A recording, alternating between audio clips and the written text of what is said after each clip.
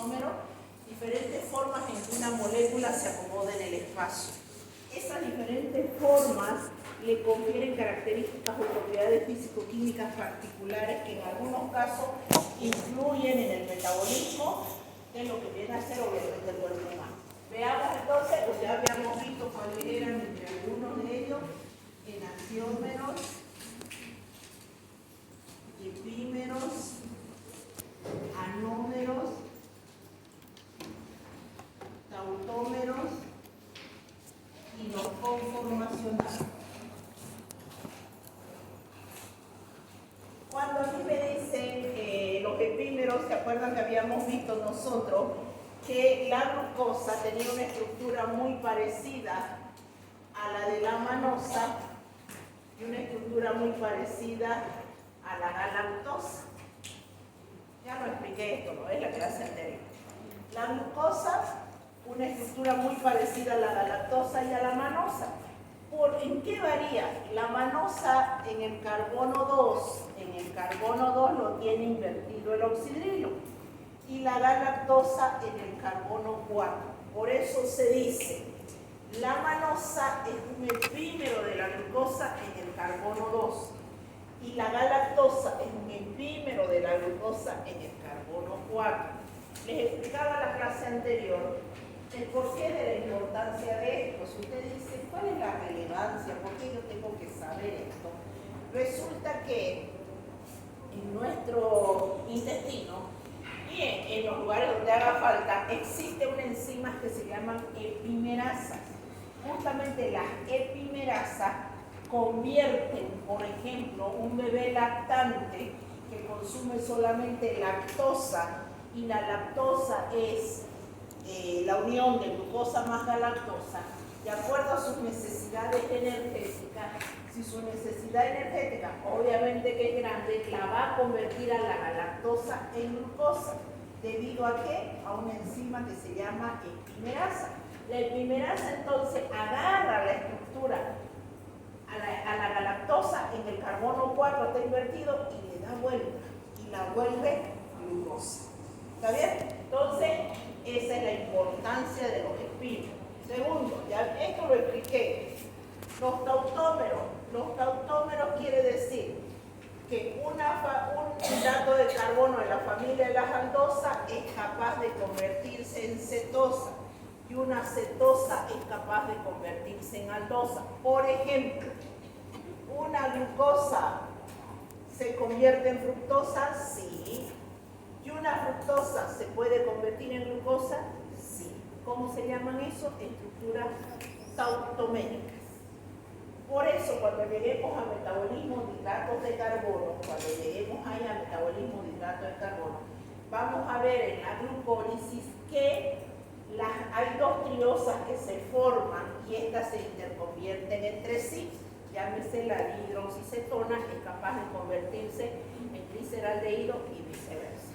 Esa es la estructura tautomérica. Esto es epímero y esto es tautómero. Vamos con los enantiómeros. De esto no hablamos nada. Para hablar de los hidratos de carbono y su estructura enantiomérica, yo tengo que hablar de algo muy importante en esta parte, que se llama carbono quiral.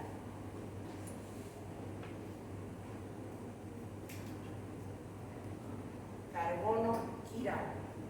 El carbono quiral, ¿qué es el carbono quiral?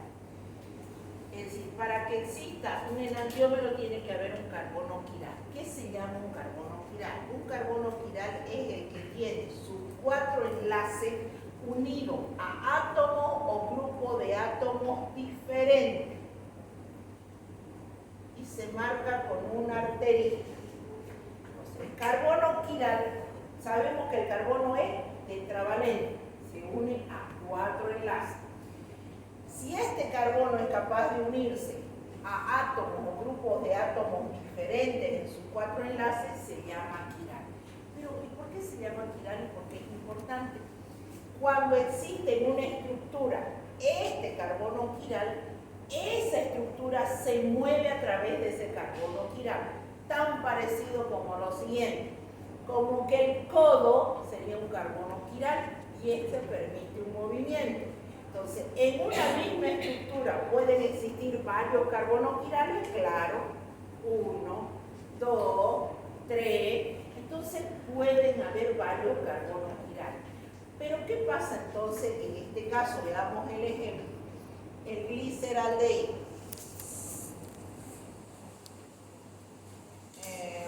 Lo voy a poner así.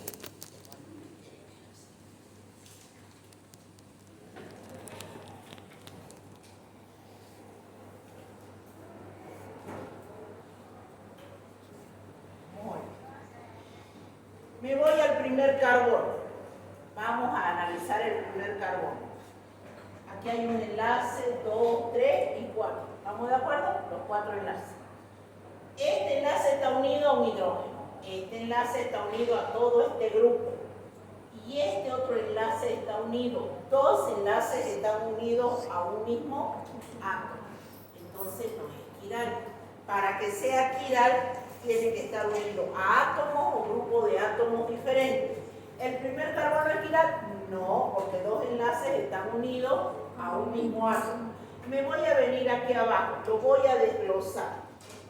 Lo voy a hacer así para que lo vea y después volvemos a lo mismo. ¿Listo? Vengo a este carbono y digo, ¿será ese carbono quiral? Lo mismo. Un enlace unido a oxidrilo, un enlace unido a toda esta estructura, ya van dos diferentes, pero me vengo al tercero hidrógeno, me vengo al cuarto hidrógeno, no es quiral. Hay dos enlaces que están unidos al mismo átomo, en este caso al mismo átomo. Muy bien. Me vengo entonces al del centro, a este de acá, el del centro. Un enlace está unido al grupo aldehído. Otro enlace está unido a un grupo oxidrilo. Otro enlace está unido a un hidrógeno. Y esto lo vamos a volver como era antes para verlo mejor. Y otro enlace está unido a un alcohol. Entonces, ¿cuál es el quiral? Ese es el carbono quiral. Porque tiene 1, 2, 3, 4 enlaces diferentes. ¿Está bien? 4 enlaces unidos a átomos o grupos de átomos diferentes. Muy bien, ¿qué le va a hacer entonces? Encontraron, cuando le sacaban fotos a las estructuras, encontraban que habían hidratos de carbono, por ejemplo, que alrededor del carbono quiral el oxidrilo estaba a la derecha. Hagan de cuenta que este oxidrilo es la tapa. Si yo le doy vuelta, si esto gira, el oxidrilo se pone a la izquierda. Entonces, encontraban estructuras con un oxidrilo a la derecha, un oxidrilo a la izquierda sobre el carbono quiral. Y decidieron llamarle, si este era gliceraldehído, que este es el mismo, gliceraldehído, dijeron, muy bien, cuando el oxidrilo está a la derecha del carbono quiral, se va a llamar D-gliceraldehído. Cuando el oxidrilo está a la izquierda del carbono quiral, se va a llamar E-gliceraldehído. Carbono quiral, si este es el oxidrilo, este es el oxidrilo, este es el oxidrilo. Muy bien. ¿A qué conclusión también llegaron? Que son imágenes especulares. Imágenes especulares. Así como son las manos no superponibles, imágenes especulares no superponibles. Si este es el oxidrilo, este es el oxidrilo, superponible, no así, superponible. Son imágenes no superponibles. Este es el oxidrilo, este es el oxidrilo. Si yo trato de superponer ambas estructuras, no se superpone. Por eso se llaman imágenes especulares. Es otra de las características de los enantiómeros. Muy bien. Y si hay muchos carbonos quiral, ¿cuántas estructuras enantioméricas habrá? 2 a la N, estéreo, isómeros o enantiómeros, propiamente. Enantiómeros.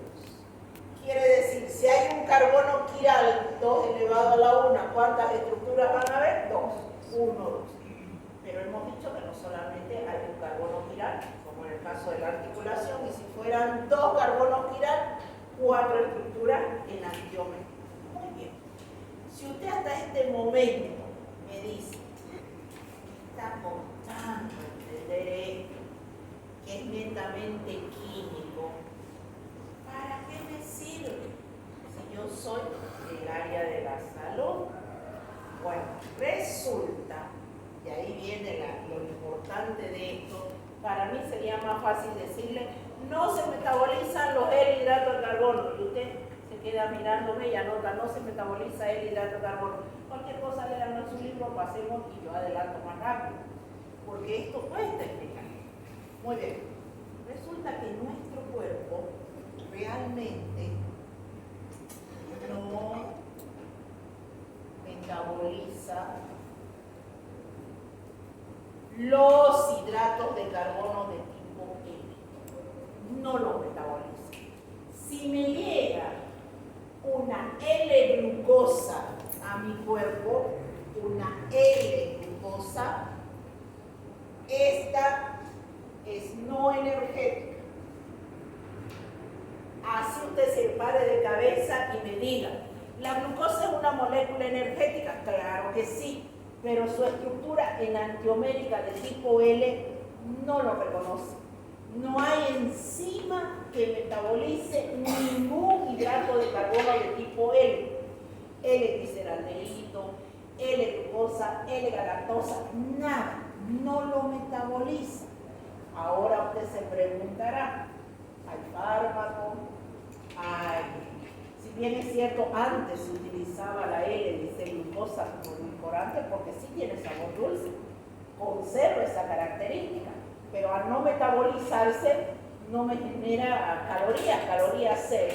Antiguamente, hace muchos años atrás, se utilizaba la L-glucosa como edulcorante. Vale decir, generalmente, ¿a qué acudimos a los edulcorantes? Cuando tenemos una patología, la diabetes, cuando tenemos sobrepeso, algo así.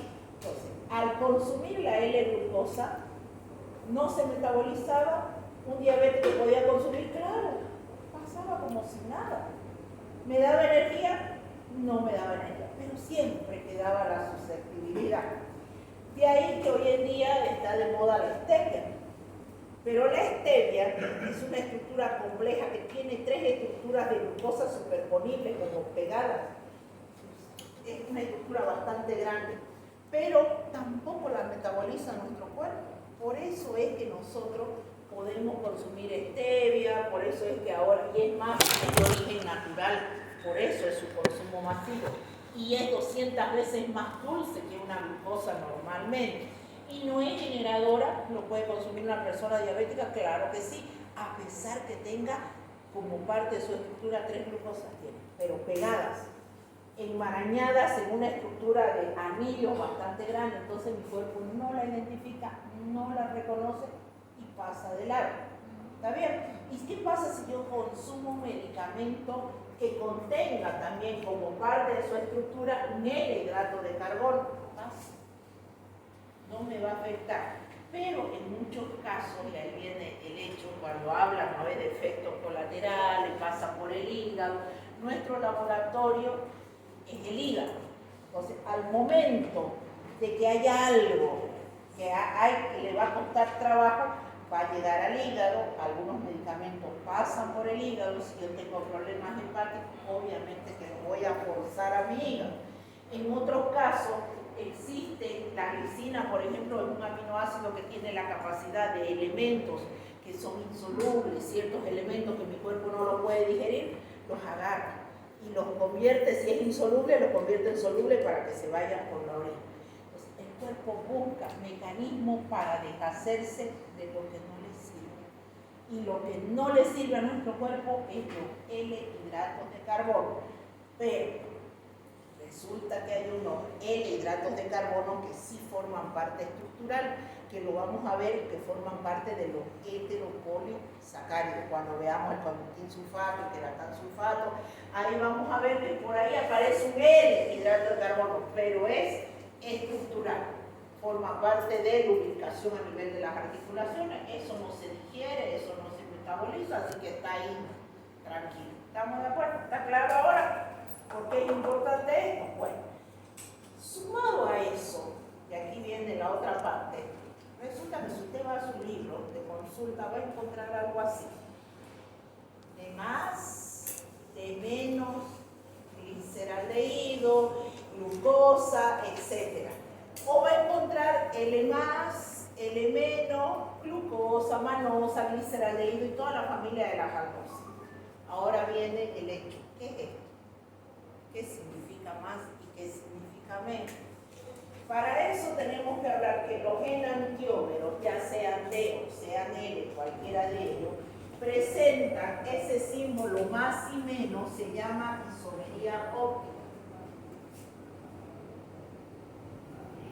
Isomería óptica. ¿En qué consiste la isomería óptica? La isomería óptica consiste en lo siguiente: hay una fuente de luz, vamos a poner fuente de luz, un foco, fuente de luz.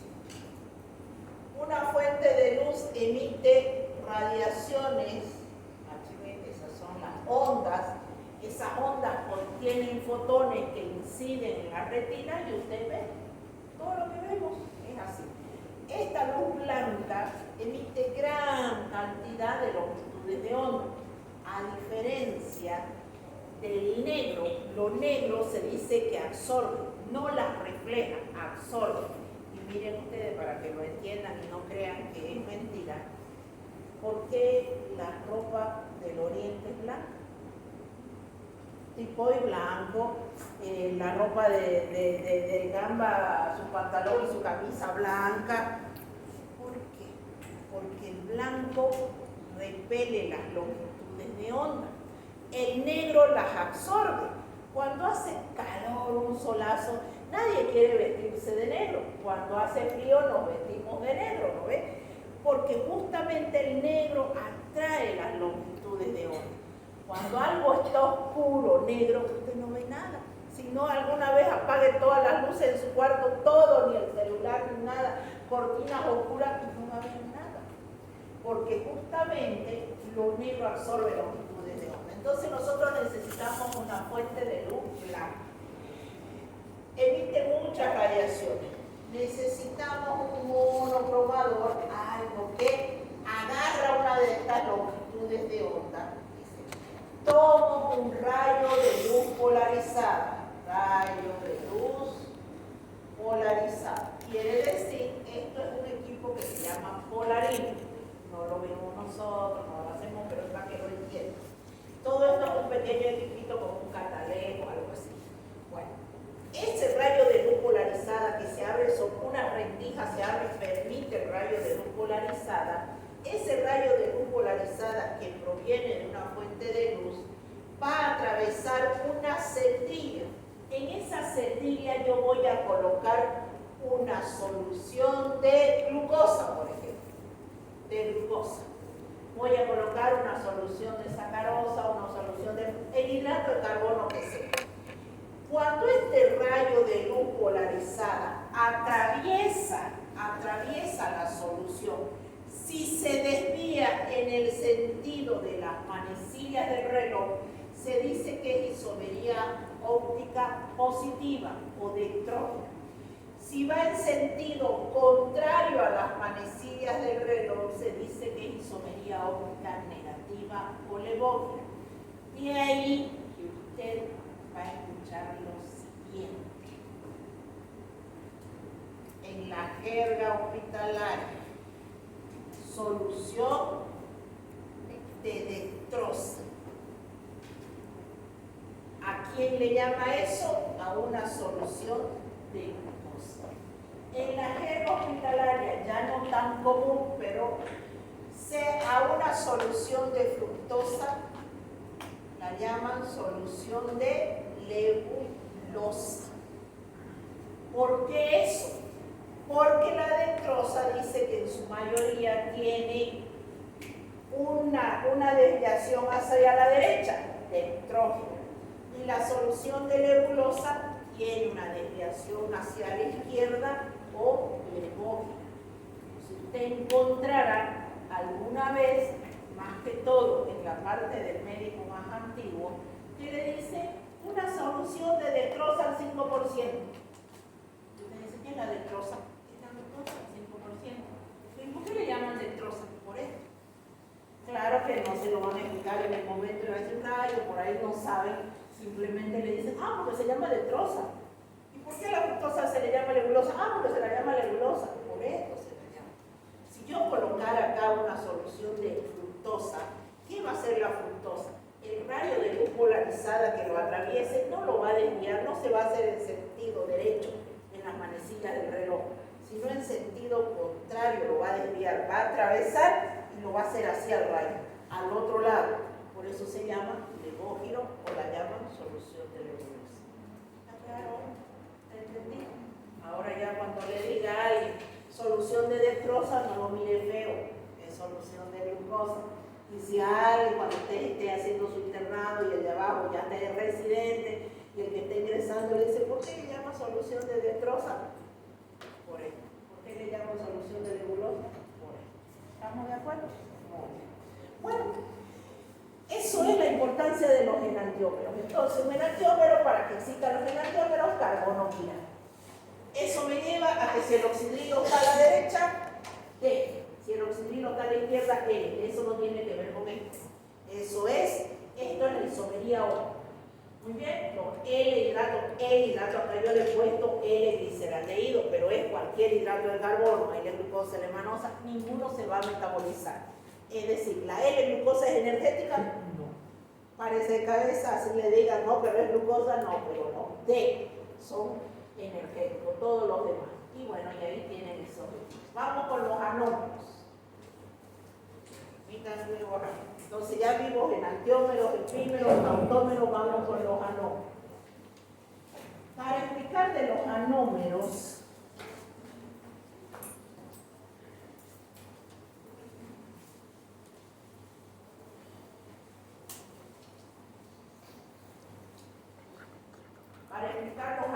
tenemos que hablar de lo siguiente. Por ejemplo,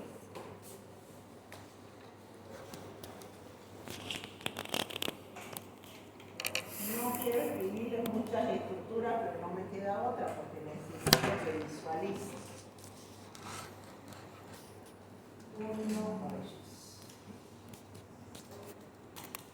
1, 2, 3, 4, 5, 6. Esta es la glucosa. Esa está lineal, esa es su estructura lineal.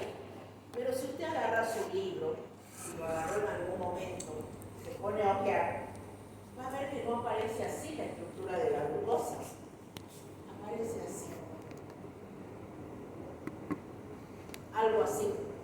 Y de repente usted dice, pero la veíamos así y de repente aparece de esa forma. Resulta que cuando las estructuras de los hidratos de carbono aparecen así, cerradas, en forma de piranosa o en forma de furanosa, esta es la forma de furanosa, así, que un hidrato de carbono puede aparecer como pirano, puede aparecer como furano. La glucosa generalmente prefiere la estructura de piranosa y la fructosa prefiere la estructura de furanosa. Y hay otros que cambian uno y otro. ¿Cómo hago para pasar de esta estructura lineal a esto cíclico? Resulta que esto salta, ese doble enlace salta, el carbono queda trivalente necesitando completar su tetravalencia, y si se une al carbono 5, este oxidrilo va para allá, se forma un enlace que se llama enlace hemiacetálico, si es el aldehído. Entonces, ¿qué es lo que hace la estructura? Si estaba así, se cierra. Y se cierra, ya sea de esta forma, y si la unión, aquí es la unión carbono 1 con carbono 5. Pero si se acerca carbono 1 con carbono 4, se forma otra estructura, que es la forma furanosa. Muy bien. Ahora, hasta ahí no hemos hablado de los anómeros. Si yo tuviera que escribir la estructura de la la glucosa. Ahí está. Le voy a poner números. Esto es 1, 2, 3, 4, 5 y 6. Sexto carbono. Se une el carbono 1 con carbono 5 y forma la piranosa. Aquí va 1, 2, 3, 4. El 5 es el de acá y el 6 está por aquí, el carbono 6. Resulta que los anómeros se forman de la siguiente manera. Dice, en las aldosas el carbono anomérico es el carbono 1. Cuando el oxidrilo sobre el carbono 1 se encuentra hacia abajo, va a ser un anómero alfa. Pero cuando el oxidrilo en el carbono 1 se encuentra hacia arriba, va a ser un anómero beta. ¿Está bien? Y todo lo demás que está aquí.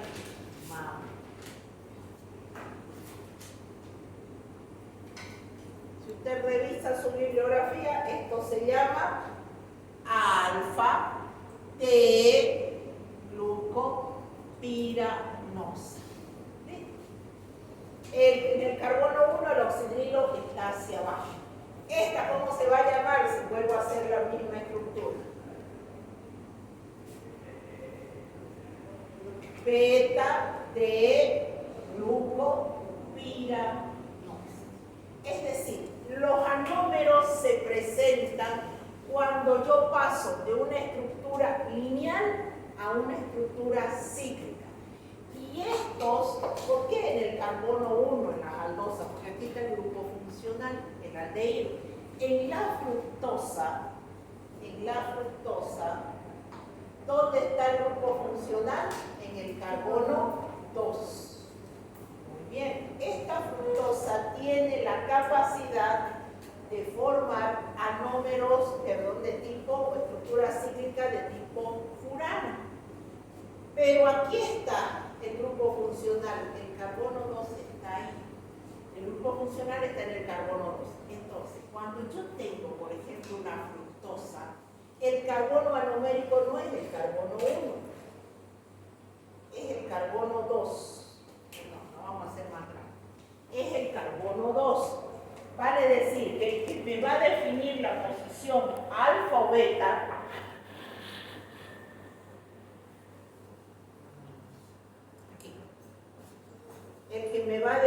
la posición alfa o beta ahora para una fructosa, su estructura es más o menos así. Este es el carbono 2, el 1 está por acá, este es el 3, este es el 4, el 5 y el 6 que está por acá.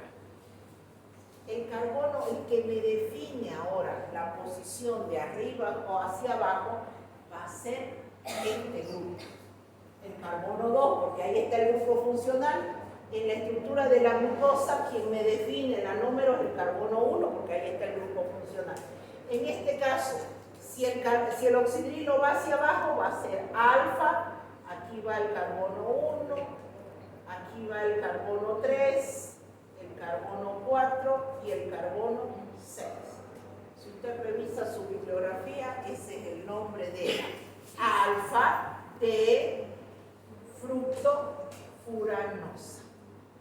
Y si fuera beta, fuera al revés. Este va a ir hacia arriba y sería beta de fructofuranosa. Muy bien. ¿Por qué esto es importante? Porque nosotros vamos a ver el poder reductor de los hidratos de carbono. Lo que yo les decía, cuando hay una intolerancia a la lactosa, ustedes van a pedir una orden de laboratorio que se llama investigación de azúcares reductores.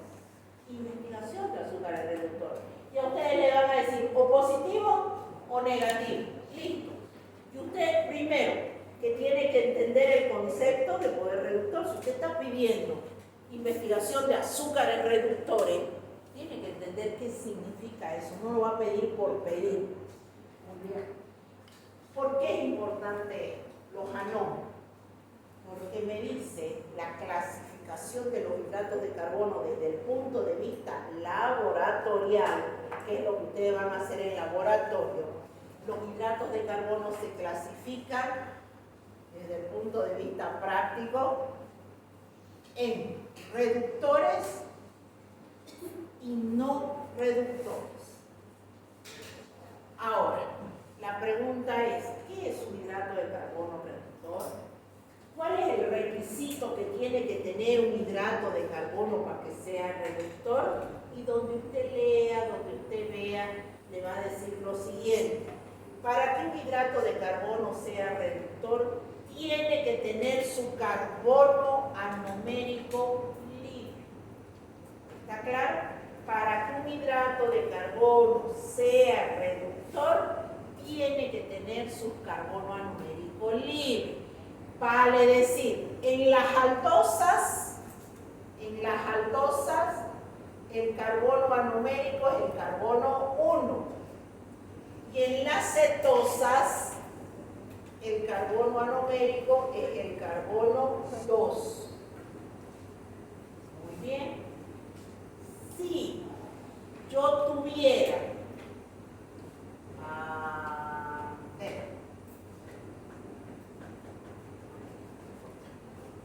lo voy a borrar. Marcamos. Esta es la fructosa y la de allá es la glucosa. Estamos claros. Si yo le digo